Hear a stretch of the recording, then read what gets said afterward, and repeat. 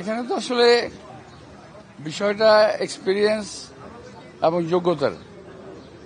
আমি খুব যোগ্য বলবো না, আমার যোগ্য বা অযোগ্য বিবেচনা দায়িত্ব হলো এলাকাবাসীর। কারণ আমার এই এলাকায় আগে রেকর্ড আছে আমার কাজ করার, উন্নয়নের, এবং এলাকার জনগণের সঙ্গে আমি ভালো মন্দ মিশিয়েছিলাম সব সময়। কখনো এলাকাবাসীকে আমি ছেড়ে যাইনি।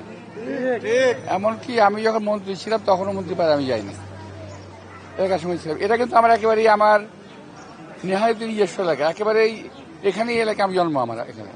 সুতরাং আমি আশা করবো যে আমার এলাকার জনগণ আমার জন্য দোয়া করবেন ইনশাআল্লাহ, এবং তারা যেভাবে 91, 96, 2001 সালে আমাকে ভালোবেসে ভোট দিয়েছিলেন, আজকে তারাই আবারও আমার বিগত দিনের এবং আমার দলের কার্যক্রমের দিকে খেয়াল রেখে আমাকে তারা আবারও ভোট দিয়ে জয়যুক্ত করবেন আমি আশা করি। খুব স্পষ্টভাবে বলতেছি, আমি আবার আগেও বলেছি,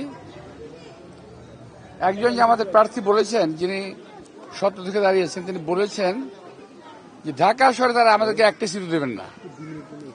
আমার প্রশ্ন হলো, তারা আমাদেরকে সিট দেওয়ার কে? ঢাকা শহরে কিংবা বাংলাদেশে আমাদের সিট দেওয়ার মালিক হলো আল্লাহ তাআলা এবং জনগণ। জনগণের উপরে ওনারা কথা বলছেন, স্বেচ্ছাচারিতার কথা বলছেন, ওনারা অগণতান্ত্রিক কথা বলছেন।